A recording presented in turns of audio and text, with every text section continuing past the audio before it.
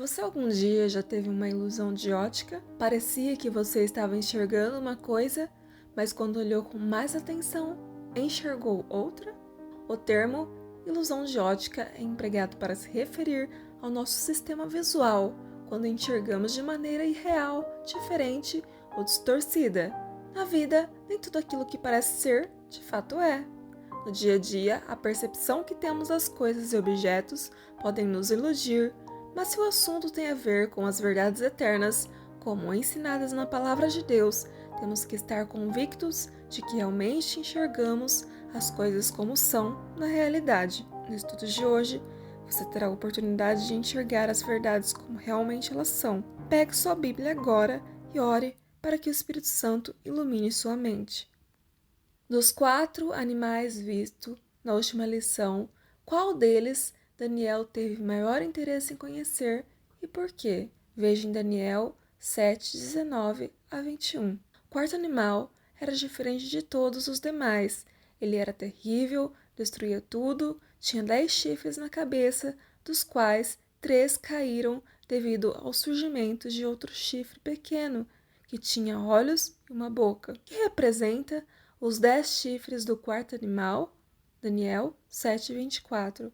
Os 10 chifres significam 10 reis, e depois se levantará um que será diferente dos primeiros e humilhará 3 dos 10 chifres. Chifres em profecia simbolizam reinos.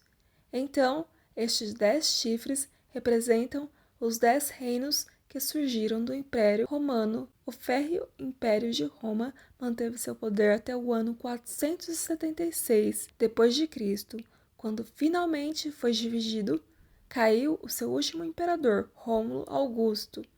Assim como os pés da estátua de Daniel 2 possuíam 10 dedos e o quarto animal de Daniel 7, 10 chifres, perdeu seu poder para 10 tribos bárbaras que ao longo de décadas foram minando sua autoridade. A seguir, temos uma lista das tribos que se estabeleceram no território de Roma entre os anos 351 d.C.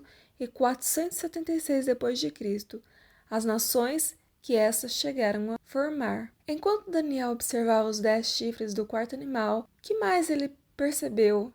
Está em Daniel 7, 8 a 20. Daniel viu surgir um chifre pequeno que destruiu 3 chifres. Daniel vê surgir do quarto animal um 11º chifre que ele chama de chifre pequeno. No verso 8, apesar de ser pequeno, esse chifre era mais robusto do que todos os outros. Daniel sente o desejo de conhecer mais sobre ele. No verso 19, o que esse chifre representa na profecia bíblica? Representa um reino que oprimiria os santos. Examinemos cuidadosamente o capítulo 7. Listaremos todas as características do chifre pequeno apresentado em Daniel, para não falharmos em nossa interpretação. Com uma leitura atenta do capítulo, vemos pelo menos 10 características do chifre. O chifre pequeno. O chifre pequeno surgiria entre os 10 chifres do quarto animal. Está no verso 24. O chifre pequeno arrancaria 3 chifres para se firmar. Está no verso 8, 20 e 24. O chifre pequeno possui olhos como de homem, uma boca que falava com insolência. Está no verso 8 e 20. Parecia mais robusto que os seus companheiros. Está no verso 20. Faria a guerra contra os santos e prevaleceria contra eles. Está no verso 21. Proferiria palavras contra o Altíssimo. Verso 25. Magoaria os santos do Altíssimo. No verso 25. Cuidaria em mudar os tempos e a lei. Está no verso 25. Os santos lhe seriam entregues nas mãos por um tempo, 2 tempos e metade de um tempo. Verso 25. Seu domínio seria destruído. Está no verso 26. Ao analisar esse poder, chifre pequeno, na história universal, alguns estudiosos, tais como Isaac Newton e Lutero, chegaram à mesma conclusão. O chifre pequeno representa Roma papal. Estariam eles certos em sua interpretação? Vamos analisar à luz da história algumas descrições bíblicas do chifre pequeno, conforme informadas em Daniel 7. O chifre pequeno surgiria entre os 10 chifres do quarto animal, verso 8, e depois dele, verso 24. Roma papal já operava antes da queda do Império, em 476 d.C. Veja 2 Tessalonicenses 2, 7 e 8. Foi somente depois de ter arrancado os 3 chifres, que correspondem às 3 tribos bárbaras arianas, érulos, vândalos e ostrogodos, que o papado pôde exercer o seu domínio. Daniel 7, 8, 20 a 24. A última tribo a ser extinta pelo papado foi os ostrogodos, em 538 d.C. O chifre pequeno possuía uma boca que falava com insolência, está no verso 8 e 20, e proferiria palavras contra o Altíssimo, verso 25. Eles teriam um poder blasfemo.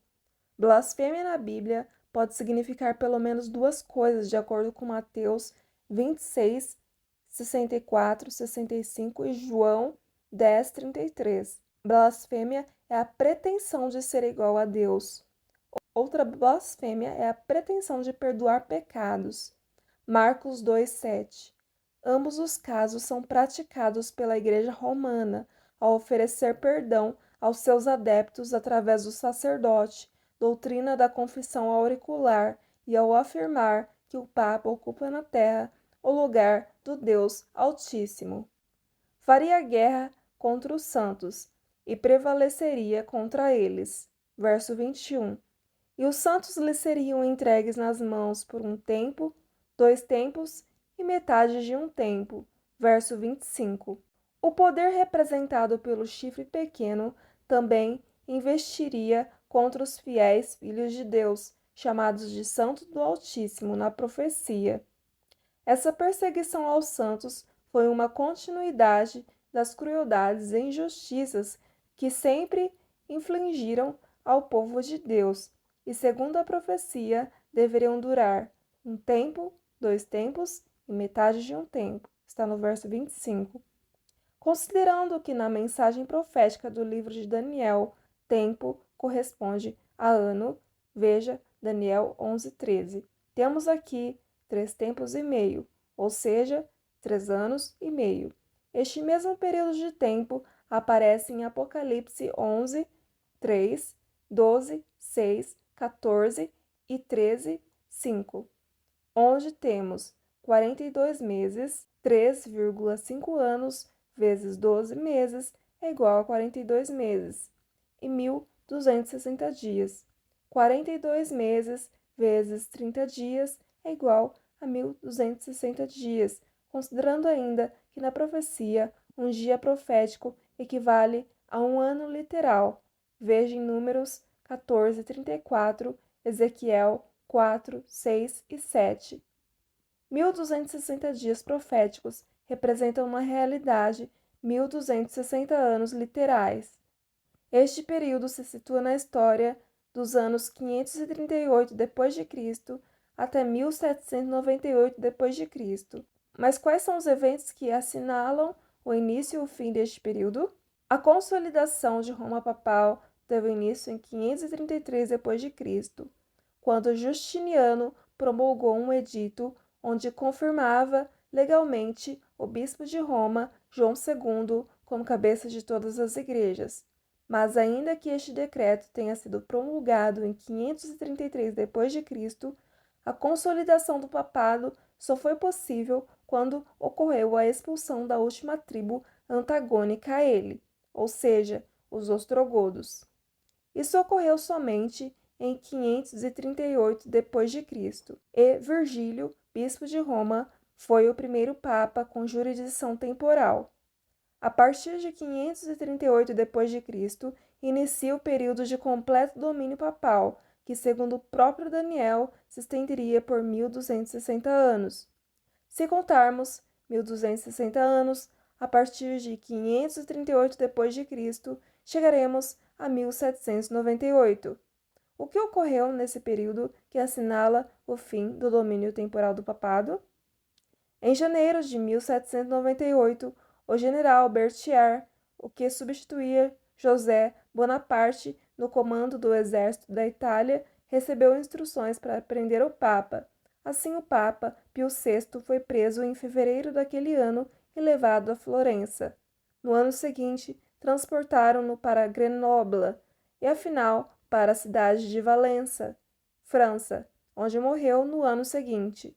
Terminava assim, em 1798, a supremacia papal de 1260 anos. Cuidaria em mudar os tempos e a lei. Verso 25. O que a profecia quer dizer com mudar os tempos? A expressão aramaica aqui é zin-nin, termo que denota tempo fixo. Veja Daniel 3, 7, 8 e 4, 36, 6, 10 e 13. Ou um período de tempo. Ver Daniel 2,16 e 7,12. Todavia, as prerrogativas de mudar os tempos pertencem somente a Deus, pois só Ele tem o destino das nações sob seu controle. O exato período de tempo que Nabucodonosor, Dário, Ciro, Alexandre e outros deviam governar foi determinado por Deus. Daniel 2:21 declara: é Ele quem remove reis e estabelece reis. A profecia de Daniel também falava de um ataque contra a lei de Deus. O chifre pequeno cuidaria em mudar não apenas os tempos, mas também a lei. Como isso ocorreu na história?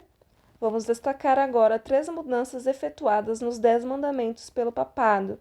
A primeira delas foi a exclusão do segundo mandamento. Em 2 locais na Bíblia, podemos ler os 10 mandamentos de forma unida. Êxodo 20, versículo 3 a 17. Deuteronômio 5, versículo 7 a 21. O segundo mandamento diz claramente: não farás para ti imagem de escultura, não as adorarás, não lhes dará culto. Êxodo 20, versículo 4, 5, Deuteronômio 5, 8, 9. Na segunda seção do Catecismo, vemos a transcrição dos 10 mandamentos, como aparece em Êxodo e Deuteronômio, como na fórmula catequética. A proibição de adorar imagens de escultura simplesmente não aparece. Esse segundo mandamento foi extraído completamente do Catecismo Romano.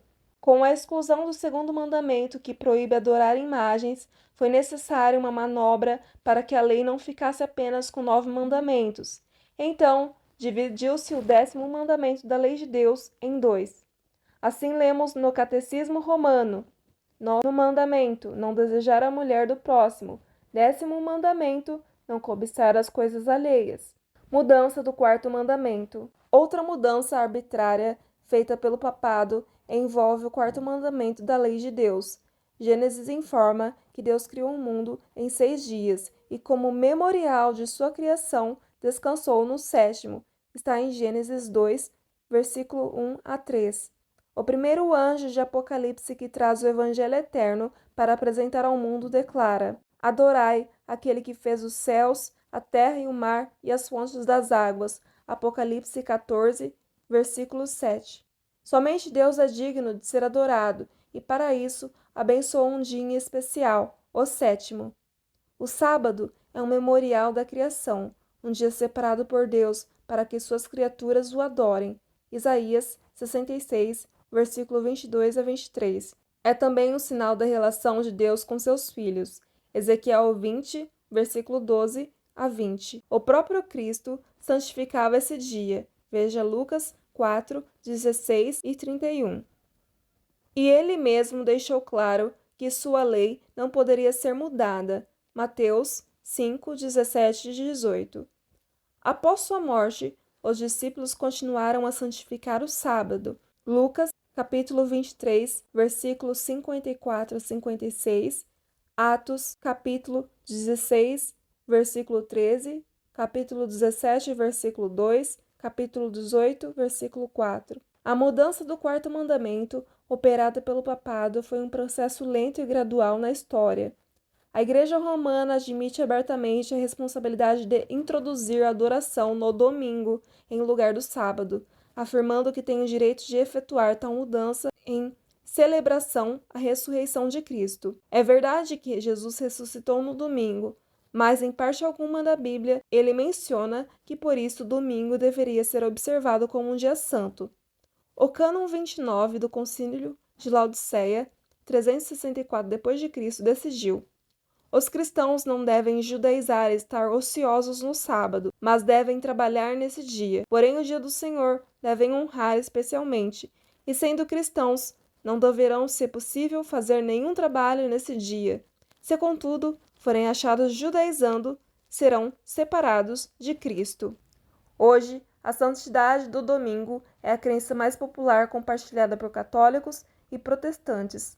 Ambas consideram o domingo como o dia do Senhor em homenagem à ressurreição de Cristo, mesmo não havendo um único texto na Bíblia que aprove tal conceito. Seu domínio seria tirado por um tribunal e ele seria destruído, está no verso 26. Após o período de perseguição e supremacia papal, que durou 1260 anos, Daniel viu uma cena de juízo em que foram postos tronos e o ancião de dias se assentou.